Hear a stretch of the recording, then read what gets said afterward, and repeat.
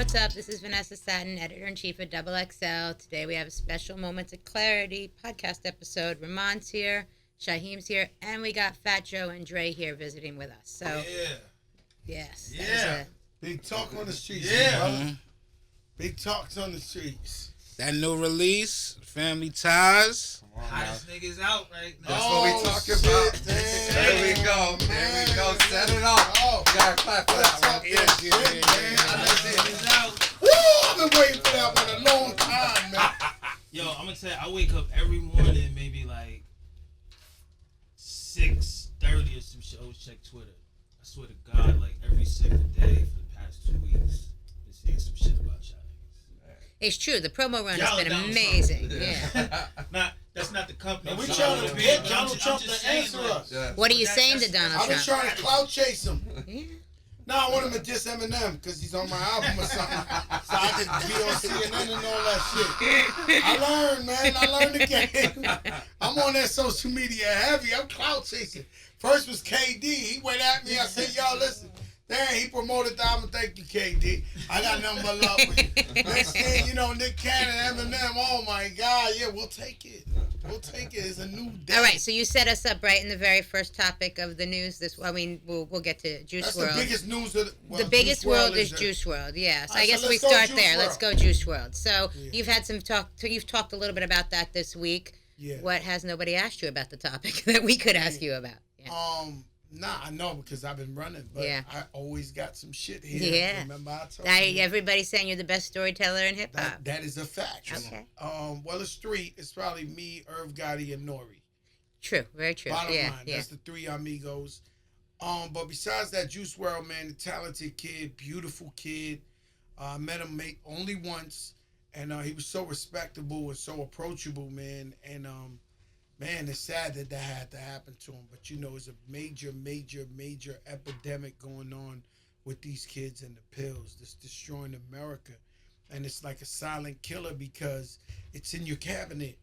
Right. You know what I mean? So the opioid epidemic is right in your cabinet. So what I was trying to say I said on Wendy Williams. Oh, you had a little thing with Wendy yesterday. Yeah. So what I said was my generation, because I said we smoked crack. So niggas started saying I smoked crack on Twitter. I was But you like, were my saying what we were generation, the doing crack then, yeah. era, they were going to buy crack and smoking the pipe. They knew that was wrong. They were selling their mother's TV. They knew that was wrong. They were shooting heroin, like with a syringe, shooting their. They knew that was wrong. But these kids, they think they don't have a drug problem because it's prescription. So they think it's legal. You get it right on CVS, you good. But it's really fucking up America. And you got to understand that these drugs are even worse than crack and heroin because they're scientifically made to alter your brain, to fuck you up. Yeah, so it's really incredible what's going on out here, And then they mixing the drugs too. Like they not, like Man, I Well, this you got ain't new. It Leans happened to and Pimp Delete- C. Right, it happened to Pimp C, Living Black, Legend. what's a Big Hawk, Yeah. DJ Screw. We've seen DJ that Screw, before. this Yeah. shit been happening for a long time. Yeah. So, but now, I think we got to get the word out and we got to talk to these kids as much as we can. When we see them, talk to them, man. Try to talk to these kids. I do it all the time. Well, our staff really has argued about whose fault is it, right? It's got to be somebody's fault. Is it rappers for glorifying it? Is it the labels for allowing it? Is it for management for not being on him more? Is it his fault at all because he had an addiction? Like, They've been who's getting high responsible? forever. Right. They've been getting high since beginning of us. We wasn't even born yet. Niggas was getting high out here. That don't have nothing to do with us. Hip hop music wasn't even created when they was shooting dope all over Harlem in the fucking 60s when we watching Godfather of Harlem and all that. You know what I'm saying? So is there an aspect to them glorifying it? Yeah, if it's a weak-minded kid, that's always been the conversation with hip hop. Is it entertainment? To me, I've always looked at it as entertainment. My little daughter loves Juice Wrld. My little daughter loves Travis Scott. My little daughter never has said a curse in front of me in her life. And she listens to curse words hip hop every day. I think it's also a parenting thing. But addiction is addiction. Look, drugs are manufactured to be the most addictive thing in the world. If women could sell their bodies, if guys could rob their mothers and fathers, if guys, this is so strong. And I used to look at it as like, you weak. You use drugs, you weak. Because I never used drugs. And I've been more stressed out than any nigga you could. Does They've been weed shooting fit in at there me. to you? Weed fits in there to me. I've never used drugs. And I'm stressed. You understand? But I've always, I couldn't because I'd have got killed if I would use drugs. I wouldn't be here right now, right? So, but I've always looked at it as that guy's weak because he uses drugs. You know what I'm saying? But the truth is, years later, I realized it's a sickness. It's an illness. And unfortunately, once you tried a powerful drug that makes you feel like, oh my God. Makes you feel better. Yeah. Yeah, you're That's done. what's going to make you feel better. That did it. So if you want to feel better, do you say no to that or do you get hung up on that? Depends on how strong you are as a person, it's really right? technically in the real world because there's different worlds. There's this world where we got to go to the next interview. Then there's a world where a motherfucker don't go nowhere in jail. Like he's just stuck. And the day feels like 72 hours, not 24. Right? Them motherfuckers dying for the day to go. We like, yeah, right? So then you got the drug addict world. They're not even here with us. I grew up with a brother. My brother went blind using drugs. Wow. Blind. I put him in 100 drug programs. I cried to him.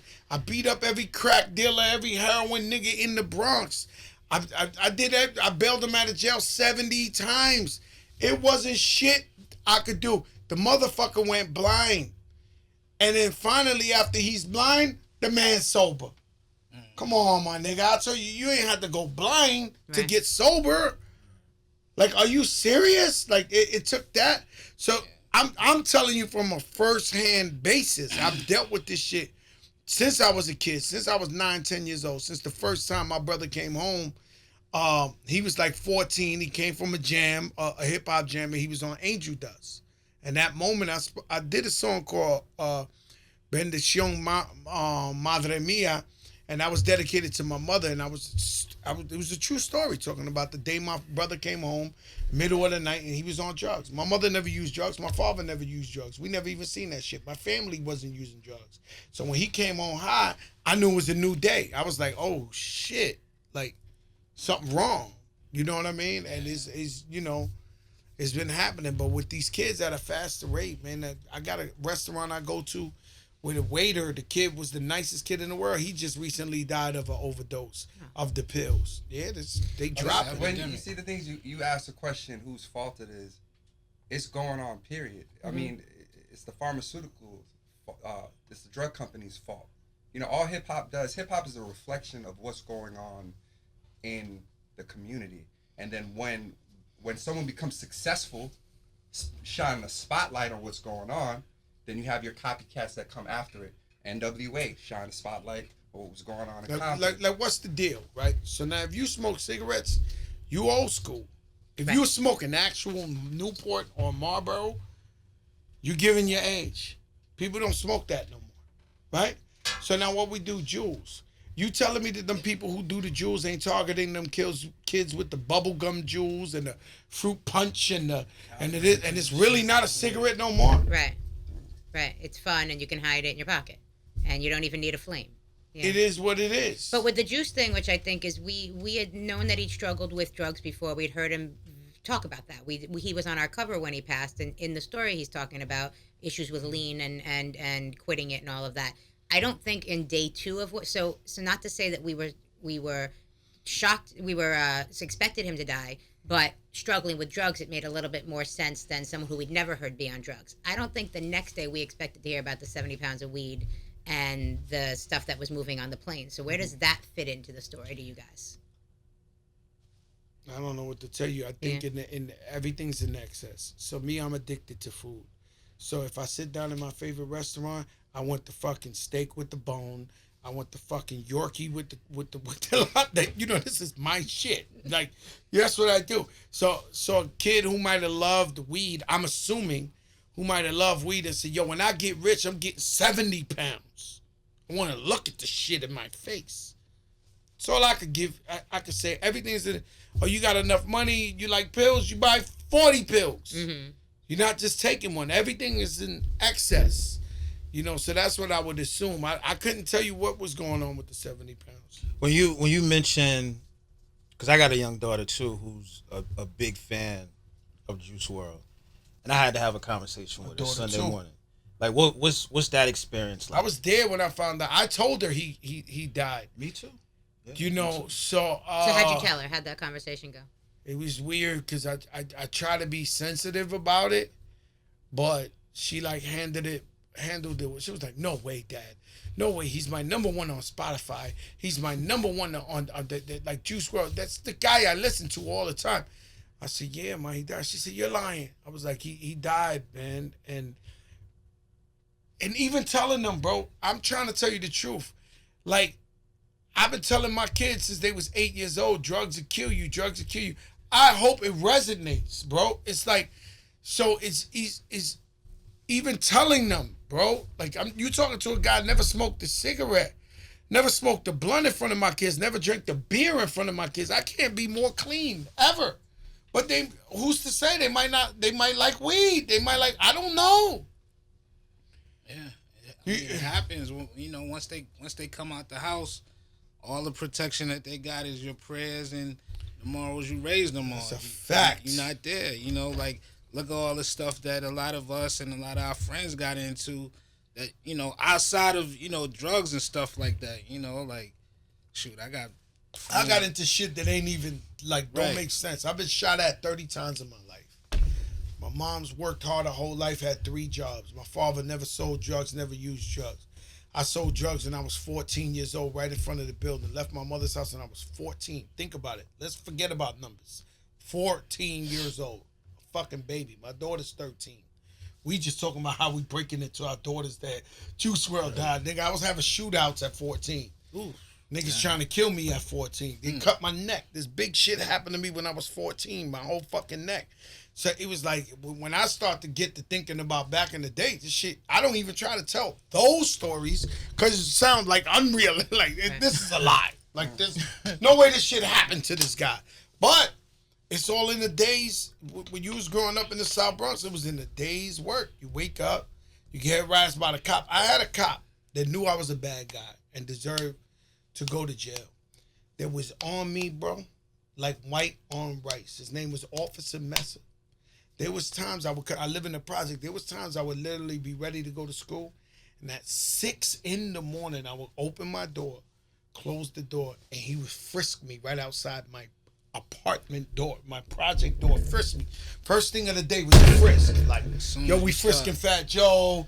I got the fat motherfucker here. You know, this. But I was a really, really bad guy. You understand? But you know, that was the beginning of the day. Then I try to go to school. Might have a fight with a nigga on the corner before I go in school, and then, you know, so every day was like a fucking, what's the man that was just walking from crane to crane? He wouldn't die, though. What's the guy, you remember that cartoon that the guy would walk, fall down the building, land on a bus, keep going, walk, land off an edge? Niggas, y'all don't know that? It ain't Waldo, it ain't Mr. Magoo, it's one of them. Mr. Magoo. He never knew niggas was trying to kill him. Yeah, fell off the building, landed on the bus and cushioned. Yeah, he couldn't see. Went through the. Nah, this shit too much. Niggas is shooting like Matrix, and I'm in the middle like. Is the party still on? Like, it's still popping in here? Like, what's good? Like, I watched niggas get shot on the line to the club. It was like, damn, yo, you all right? All right, BB, yo, it's popping in there. Get on the line. I'm going in. Get on the fucking line to go in the club. It's Thank crazy. goodness you survived that, man. Thank God. To be here to make this music, these new classics. Lord above. One thing I noticed about the album too, you know, behind like all of the partying and the lyrics and everything like that, is this message of spirituality on there. Like, definitely talking. That was about before the blessings. Kanye too. We had that Lord above way before Kanye went Christian. Yeah. You know what I'm saying? We been had that, but we just try to we try to just paint a picture with every. There's something Dre says. I think it's been through with you. It's a wavy song, but in there he's saying I'm from where the preachers and the thoughts mingle, where God grants you forgiveness, but the cops will kill you. Right. That's the facts. That's the truth. That's the facts. That's consciousness, bro. That's Lauryn Hill. That's PE, but in a wavy way. 2020. You know what I'm saying? So we covered a lot of things. You know, on the album Deep. We shot a 14-minute video for it's fucked up. This girl was a cheater. You know what I'm Said, saying? "Now The bitch was you're sleeping still around on alive. her. You're still alive. Feel my yard. What was I was it? really on my acting shit there. Yeah. Like, it was like I was really fresh off night school, fresh. Like I thought I was an actor in that video. Like I was like, yo, I'm acting. Like, you know, this ain't Fat Joe the rapper. I ain't even want to rap. Like I ain't rap on that video. It was just all Acting. acting. Yeah. What was it like working with Irv again, man? I know we go way back with Gotti. Well, you know what happened is Irv Gotti's a fucking genius, man. He's a talented genius, man. And even the other day, I listened by mistake. I went out with my wife and we played Ashanti's playlist, and every snare was pristine. The way the music dropped, the way the hook came back, everything he did was fucking incredible. And the same thing with the videos. So I knew this video, I wanted to make like a movie, right? And that it's not even a single, it's like really content for the album. Yeah. Oh, we broke. We're broke after this. Like this $1 million videos, all type of shit, Is man. it worth it? Nah, it's worth it for me. Okay. It's totally worth it for me because I wanted to leave behind a classic. So I say to people, music is everything to me. Music actually comes before family to me. This is real talk. Like, I give my life to music. I don't know if y'all understand that. There's a reason why Fat Joe's relevant 20-something years. There's a reason why he don't fall off beat. There's a reason why he's still wavy. Why? Because I've been at that studio to 6 in the morning every day. Every Mother's Day, instead of being with my mother, I was entertaining somebody else's mother and somebody else's wife. This whole game, music has been everything for me. Did you miss anything because of that? Did you miss Of course, out I on missed anything? everything. That's why I'm talking retirement, because I want to be the dad that picks his daughter up from school, take her to school. Could I be regular for once, right? So Yeah. I say my life is a jigsaw puzzle, but there was always missing one little piece, and that was a classic. So this didn't happen by mistake. That was the target. Like I told Dre, it got to be a classic. And then Fat Joe is the Bobby Knight of hip hop. So I go in the studio, even if it's hot, I'll play him some Chronic, I'll play him some Kanye. I'll be like, look at this shit. Look how the beat changed. Look at it says a lot about you if we got regular beats. It says a lot about you. So I drive people crazy. Same thing with Remy, man. Before Remy wrote that verse to All the Way Up, I might have sweat bullets for 4 hours straight. I wouldn't let her rap. I'm sweating bullets. Oh, fuck these bitches. Give them hell. Give them hell. Like, I'm going, because I'm trying to bring the best out of everybody. You know what I'm saying? So now we got the classic, and everybody's saying it's a classic. And, I filled in that missing piece. Now I'm complete. That must feel good. What? I'm on crack cocaine now. What did y'all say when y'all got the end verse? Did y'all go to Detroit or he sent it to you? We never got the end verse. Let's just keep it real. Keep it real. Eminem mixed and mastered that record. Right. So we didn't have a choice on the verse. right. So it was like, yo, Em, we need you on the verse. Oh, I love it. Don't worry, I'm going to send it. I'm going to mix and master it. The first time it ever happened to me in my life. I didn't think he was dissing Nick Cannon. Know what I'm saying? So when we got it, I was like, God damn, man, I like Nick. He's a cool dude, man. That's my man. I did records with him. But I'm not turning down an Eminem verse. Right. Word. So that's what it is. Like, I'm like, yo. You can't censor him. And right, the thing is, Nick came at me immediately and called me and was like, yo, I know it's hip hop. You ain't got nothing to do with it, bro. I was like, yo, I ain't got nothing to do with it, but you know. It is what it is. I told him. Fine. And besides that, I told him, like, don't play yourself and try to diss Eminem. Like, come So you're on, not gonna man. win, Like, you yeah. gotta stop, Yeah. man. And as like fans of Eminem Yo. and all the music that He he's listen made in to his you. career, this is the first time you heard him on like a soul flip. Like a him soulful and Mary record. J. You know Blige what I'm saying? together. And then to be able to put him beside Mary. So, you know what I'm saying? I feel like that song's Hamilton. That we can make a play off of that song. Yeah. Like, it's a Hamilton. Yeah. So right after Powerful. Eminem does all that shit, you hear the gunshot, "Bah, Lord!" I still and you're like, oh my God, this shit. Now I keep telling Joe, I'm like, yo, man, I'm getting Hate It or Love It feels from this song. Like when we did that record, we produced that, it was just a song on the album. But when people heard it it just touched people in a different way. And I think M's verse did that. Joe's verse definitely did that. And just what Mary's doing and the reaction to the song. You know what I'm saying? And people are like, yo, it's the best verse we've heard from Eminem in 10 years. I wouldn't say that because I don't want to disrespect the music he's been making for the past 10 years. But, he definitely really went crazy. No, he went retarded. He tapped into a chamber. Yeah, the unicorn in a human form. Yeah. So what do you think? Because it seems like we all have seen what Eminem's accomplished over the years and his success story, but it does seem like now in the past couple of years, more people have felt more comfortable to go at him than ever before. So from artists, MGK, like it used to be, you didn't shoot at that Eminem throne. Now it seems like more than ever, people feel comfortable. It's always been competition, and none of them have beat him. Right. So and the man, I think the second nicest white boy is Logic. And when Eminem did that song with him, he showed him what the flow was. You know what I'm saying? Logic was killing it, then M jumped on it. You ain't doing it. There's certain people who rise to the occasion no matter what. Right. You know what I'm saying? But about disrespectful, I've seen some of the most disrespectful shit in the world ever done. And with no disrespect in the universe, I'm almost pretty sure that if Tupac came back from Cuba, somebody would diss him within a month. It's just... It has us saying that Tupac is alive right now in Cuba? No, I'm not saying he's alive in Cuba. Imagine, is that a hint? Imagine Tupac came back and said, hey, I was hanging out with my aunt. Yeah. I was in Cuba. Yeah. Within a month, somebody's dissing him. Yeah. It's just it's the game. It's disrespect. Yeah. And it's not like he's... It happened. It happened. Let me tell you something. I'm going to tell you from experience. I'm going to tell you why I tell you that. There's this reggaeton artist. His name was Tempo. Tempo was considered the realest reggaeton guy of all time. He was the Tupac of reggaeton. Originator of hip-hop Latino. Not even reggaeton. He was spitting bars.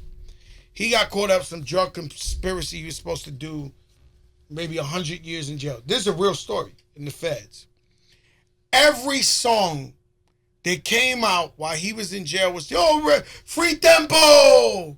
So motherfuckers in their house in Puerto Rico really had a picture of Jesus Christ and Tempo with a shrine. I'm telling you. I seen it with my own eyes. Jesus Christ and Tempo. Tempo goes for an appeal. God bless, a miracle of a lifetime. Because we never thought we'd see Tempo. He beat the appeal. By the time Tempo, within 24 hours, stepped his human feet, his flesh, on the island of Puerto Rico, the top rapper of Puerto Rico is a little kid named Coscuscuela, had to make the record out dissing him. Like, before the nigga touched Puerto Rico soil, he went at the nigga. Like, fuck that. Niggas ain't taking this. I run this game. Like, bro. He just had his picture in his shrine, brother. I already know what's going to happen if Tupac comes from, rest in peace, if he comes from Cuba. I already seen it already in my own life.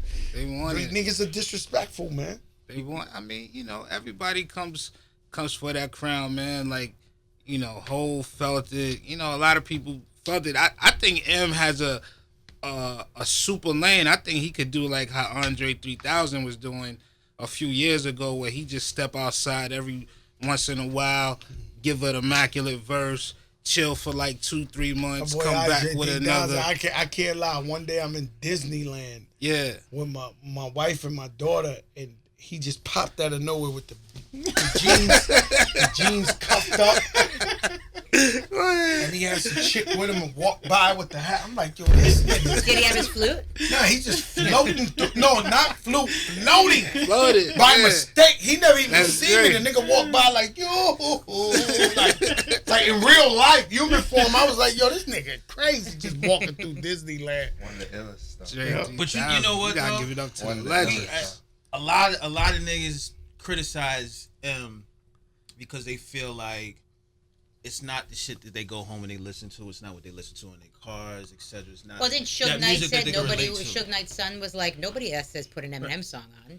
But y'all actually y'all did something that, I'll go and listen to that fucking record with M on it and be like, oh shit. That's right. But I don't, much respect to him, but I don't listen to M records. Yeah, but I'm gonna keep it real with you.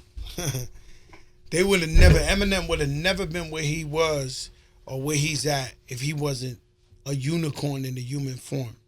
And hip hop at the time Eminem came out more than ever was more biased and more racial than ever. Right. There's no way hip hop would have gave it up to a white boy unless he was fucking phenomenal. And when he came out, he was so nasty. Yeah. Niggas, that's what she's saying. Niggas did not want. It was a Right, lot that's of the- niggas. right. Why they didn't give him the smoke when he came out? Right. Nobody wanted to And smoke. we've heard from Dre how hard it was to Right. get people to accept it. Right. No, You no, know? we ain't gotta hear it from Dre. Yeah. We know the truth, nigga. We are hip hop. Right. No, wait. You see that fucking picture back there, the XL with Slick Rick, with Cool Herc, with Fat Joe, Rakim, nigga. We are hip hop. We know hip hop. They would have never gave that nigga that lane right there, Eminem. He was phenomenal. Never seen before. Must see TV. Yeah, I think. Now, if you saying now, there's a lot of guys who first came out at that time I wouldn't listen to now. There's a lot of guys like that. Yeah, listen, when I was growing up and M dropped his first couple records, I'm a huge fan of hip hop, so I appreciated what he was doing as an MC. But all of my niggas was like, I don't understand what he talking about. He tying up his wife in the trunk. I don't Right. get it. His mom beef. all They didn't that understand stuff, that. But It's a when he phenomenon. dropped Lose Yourself always- Right. in the music, Right. I was he always touched like on that. something that every Me and nigga Pun, understood. Let me tell you something. Me and Pun waited online. Me and Big Pun, rest in peace. We was out in LA for the Grammys. We were nominated for Grammys. Big Pun was nominated for Grammy. First solo Latino to sell 2 million records. Waiting online at Tower Records at midnight to get the Eminem CD. Right. I To get the keep it CD, real. right? That's To where get we're the at. CD. To get the CD in the store. Like, so, you know, man, Him you is man. different. Well, I was just saying, y'all get major props for pulling that out. You know what I'm nah, saying? thank you, You man. know, That's Jay it, produced you know, that. Thank That's Royce some real the 5'9". Because I remember Thank when I heard Royce. the record, and y'all was like, M's on the album, like, okay. Yeah, you And then when the didn't- song you came didn't- on, I was like, this nigga ain't on this album. He ain't on this album. You know what Yeah. I'm saying? And we heard, it's like, oh, shit. Now we knew he was gonna fuck people up because you never heard. First of all, you never heard him and Mary together, but Right. over a soul flip. So you know, originally what we had set up for him, there was no drums.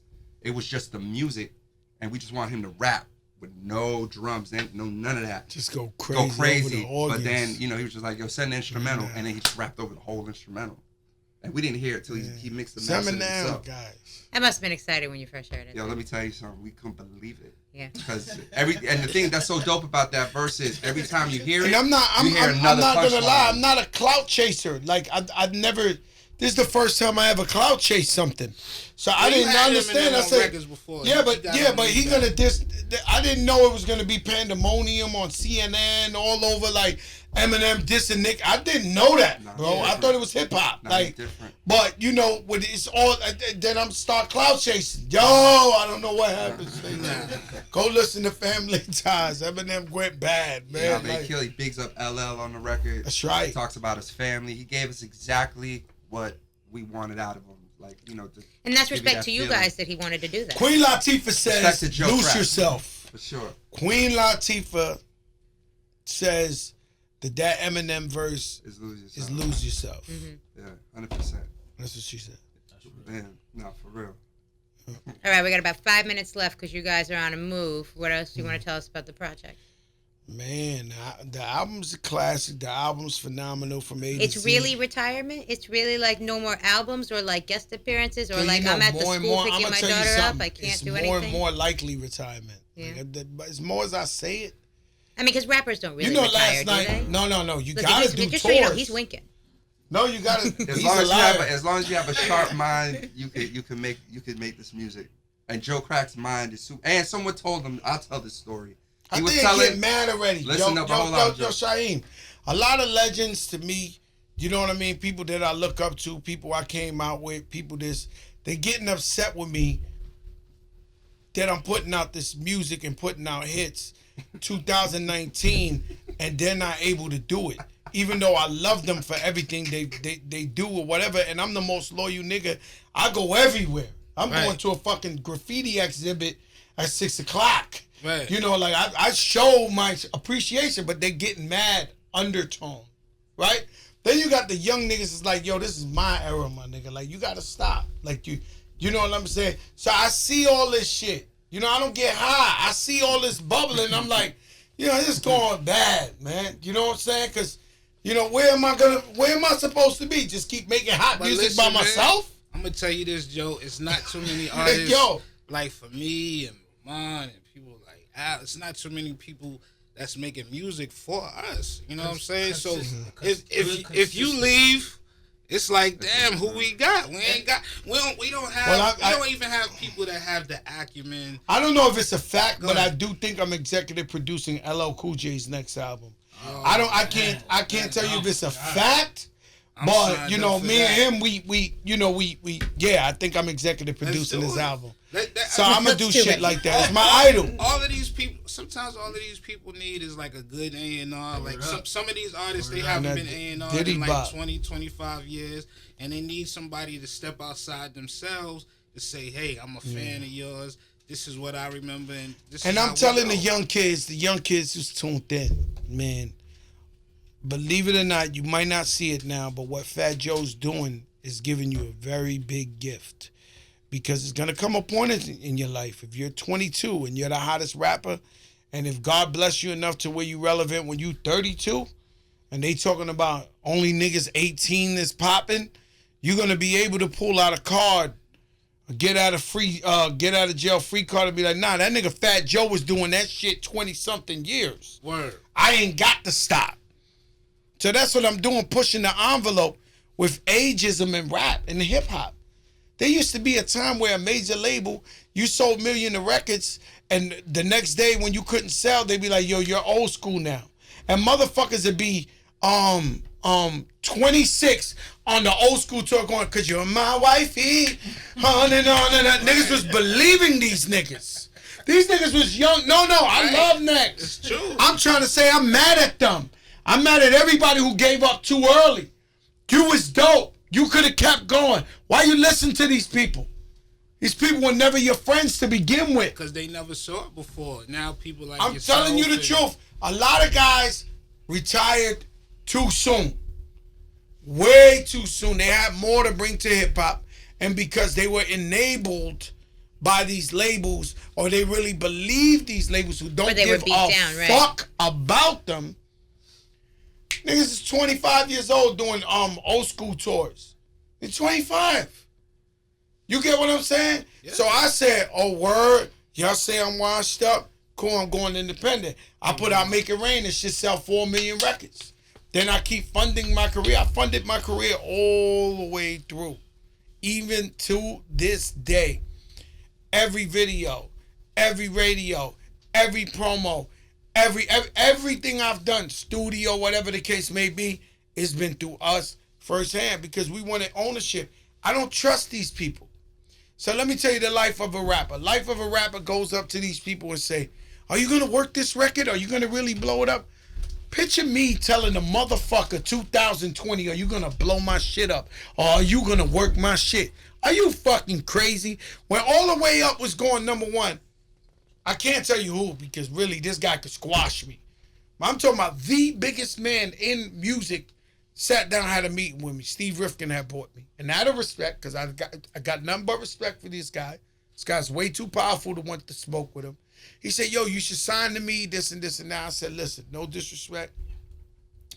That would be like me winning the championship, giving you the belt. No. It's not going to happen, brother, man. I'm good where I'm at. I own my own shit. I'm good. You know what I'm saying? But it happened after so many times I went. The record, the straw that broke the camel's back was the record that Scoop DeVille produced for me with me and Young Jeezy. Ooh, it's a gay keys and J. Black, all that shit was a hit. And when I was looking at the executive's face and he was like, hey, we dropped the bag on it. We're pushing it. It ain't really going. I was like, bro, the whole industry called me. The shit's a hit. It's a fucking hit. It's a lean back. I got another one. And they didn't work it. I said, oh, no, never again. Never again. Lesson learned, yeah. Never again. I'm going to, and I'm not going to lie to you. You know, tax issues, they took away maybe $5 million from me. So I would go on tour. I would go on tour, right? I would go on tour. And the money I made in the tour, I wouldn't. Then I come back and shoot a video, radio promo, this promo. I was funding my shit. This is a modern day, but on a bigger level. Fat Joe, you know, the rapper, but there was a model day out the trunk. Right. I started the bitch back out the trunk. I was going on tour for a month to come back to spend 150, 200,000 because I never left. I learned that from Busta Rhymes. Your videos must be quality. You could never lay off that. So somebody, a regular consumer, they don't know if I'm on Epic. They don't know if I'm on Sony, if I'm on Atlantic. They don't know shit. But it They doesn't just matter. want the You just have music. to have a good Yeah, music they in the rep. brand of Fat Joe. We like Fat Joe. We don't know who's putting them out. Nabisco, Hershey, whoever the fuck is pushing them out. We love Fat Joe. So as long as the video looked like I was spending money and everything was all right, I kept that thing afloat. Now we don't have no type of money problems, thank God. And we're going to continue to work and go to another level. You know, I just sold the movie to Warner Brothers. You know, I'm selling the series. I'm in the Congrats. process of selling the series. Like I'm working. You know what I'm saying? You know. Well, I'm going to cut you off there because your team is looking at us. They're ready to go. They But know you once I guys, start you both catching have to come back anxiety. another time Let's for us. do So it. you got to figure out when Family you're visiting. ties. We gotta come go in, and family we do stuff ties, together. Family man. ties. And I'm Oh, saying let's it do right it. now. Fat Joe will be the first OG on the freshman cover ever. Okay. Start pitching in January. I'm pitching from now, motherfucker.